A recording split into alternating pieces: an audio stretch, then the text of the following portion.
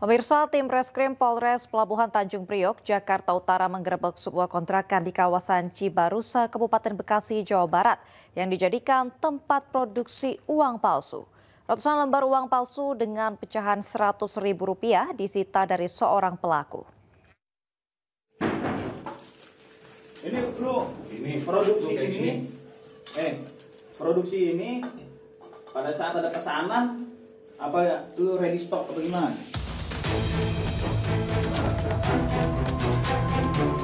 Setelah mendapatkan informasi adanya transaksi uang palsu, tim Reskrim Polres Pelabuhan Tanjung Priok, Jakarta Utara melakukan penggerebekan di sebuah kontrakan di kawasan Cibarusa, Kabupaten Bekasi, Jawa Barat pada Selasa kemarin.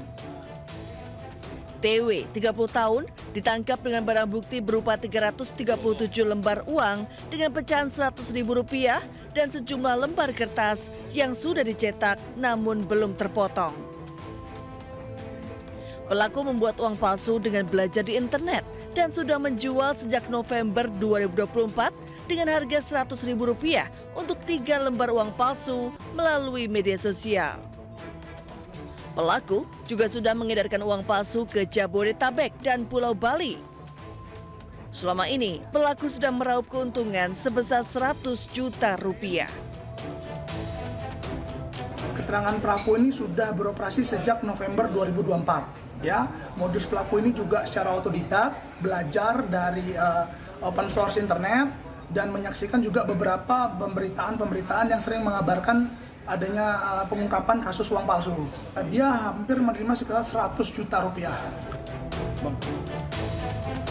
Polisi masih melakukan pemeriksaan terhadap pelaku dan masih melakukan pengembangan jika nantinya ditemukan jaringan peredaran uang palsu. Dari Jakarta, Sofyan Firdaus, iNews melaporkan. Menteri Lingkungan Hidup Hanif Faisal Nurofik marah saat melakukan sidak di sebuah pabrik peleburan baja di Kecamatan Cikupa, Kabupaten Tangerang, Banten. Selain meminta pengolahan asap diperbaiki, Hanif juga menyegel pabrik tersebut. Kepada seluruh karyawan, atas nama undang-undang, agar segera menghentikan kegiatan dan mesin.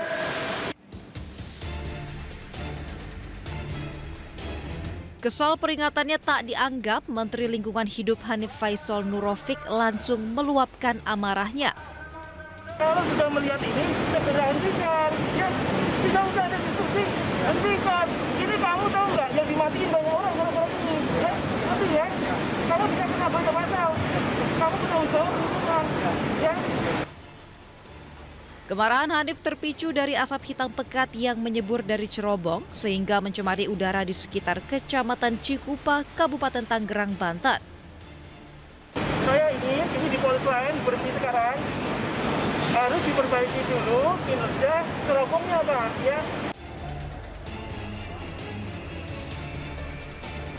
Selanjutnya, petugas Kementerian Lingkungan Hidup menghentikan paksa operasional pabrik dan seluruh karyawan yang sedang bekerja diminta untuk mematikan mesin. Usai melakukan penyegelan, Kementerian Lingkungan Hidup akan melakukan penyelidikan dan penyidikan mendalam serta meminta pihak pabrik untuk memperbaiki pengelolaan asap. Dari Kabupaten Tangerang, Banten, Aimarani, iNews melaporkan. Pemirsa, Wakil Menteri Ketenagakerjaan menyidak sebuah perusahaan sawit di kawasan Jakarta Selatan. Sidak diawali adanya laporan bahwa perusahaan tersebut telah menahan ijazah karyawannya.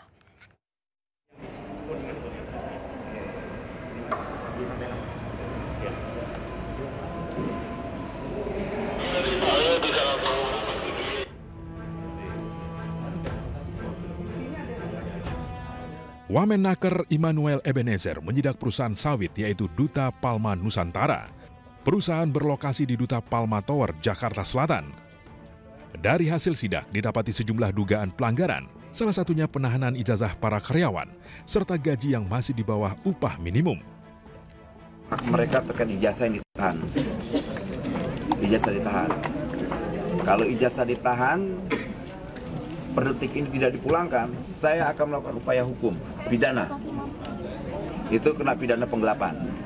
Kedua, ternyata ketika saya kemari ada laporan lagi terkait hak pesangon mereka. Mereka yang bekerja 31 tahun, 29 tahun, 10 tahun, ada yang 12 tahun dan sebagainya. Dikasihnya hanya 2,5 bulan. Saya nggak ngerti setengah, saya salah atau nggak tuh? Bener nggak? Ada yang cuma 1,5 bulan. Nah ini kan dalam norma ketenaga kerjaan itu pelanggaran, Pak.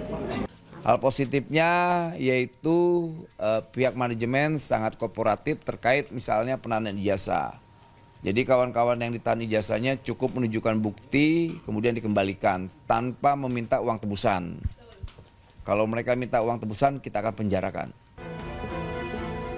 Selain pelanggaran kerja menahan ijazah, Wamenaker mendapatkan keterangan lainnya terkait adanya dugaan pelanggaran ketenaga kerjaan, yaitu perusahaan juga membayar pesangon karyawan di bawah aturan dan ketentuan ketenaga kerjaan. Tim Liputan iNews melaporkan. Pemilik CV Sentosa Sil Surabaya, Jan Huadiana menjadi tersangka kasus penahanan ijazah karyawan. Ia diduga menggelapkan atau menyembunyikan total 108 ijazah milik ex-karyawan CV Sentosa Sil di Surabaya, Jawa Timur.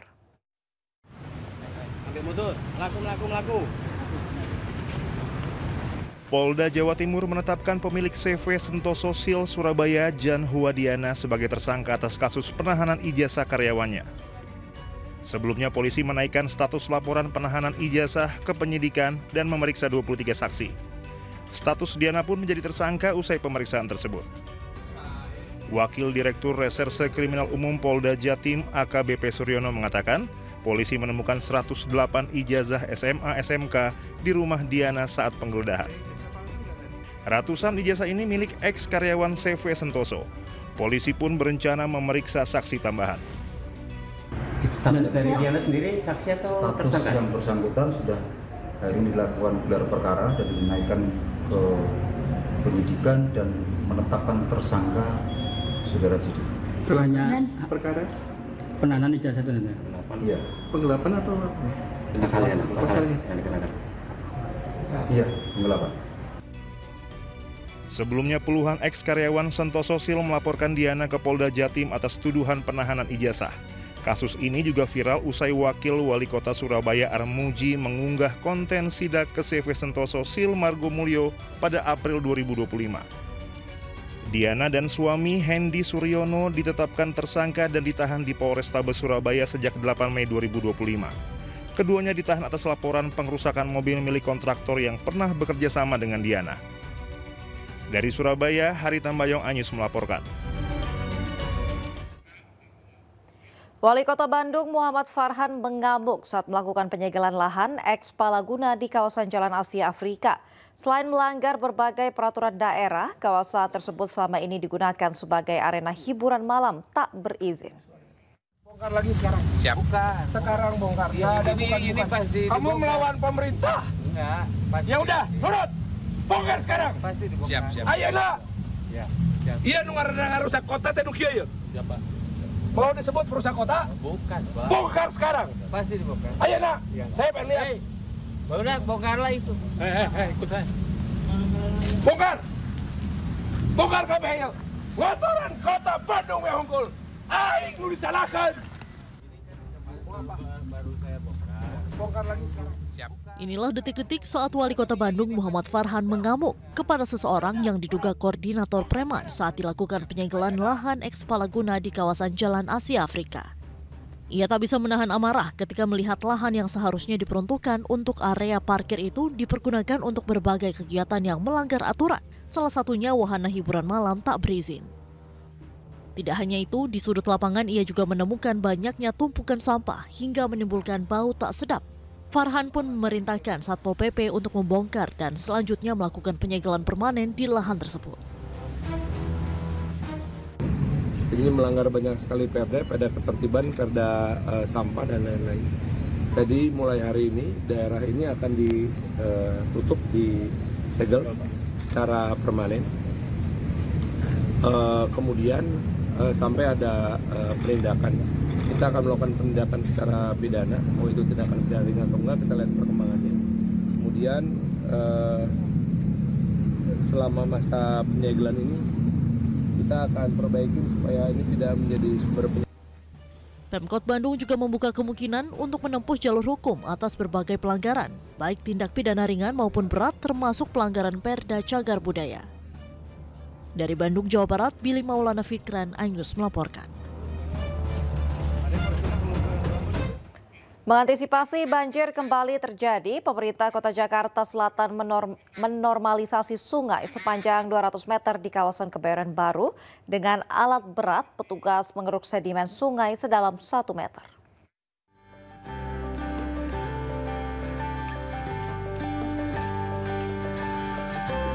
Pemerintah Kota Jakarta Selatan melalui Suku Dinas Sumber Daya Air melakukan normalisasi sungai di kawasan Kebayoran Baru, Jakarta Selatan.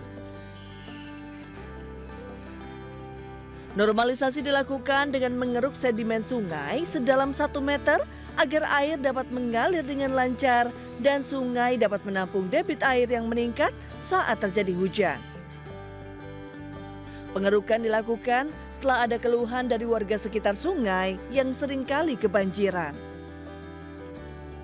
Wali Kota Jakarta Selatan hadir mengawasi proses pengerukan yang rencananya akan dilakukan sepanjang 200 meter. Kemarin hujan-hujan itu rata-rata rumah warga di sini hampir masuk ke rumah ya, 60 cm kurang lebih. Tentu diharapkan dengan pengerukan ini warga tidak berdampak banjir lagi. Nanti kita tahapan terus, segmen pertama ini, segmen kedua nanti sampai ke depan, ke hilirnya. Kita upayakan, termasuk juga nanti yang di lapangan golf. Ada saluran ke sana karena dia udah mulai botol di sana, menyempit. Kita upayakan supaya semuanya bisa dikeruk.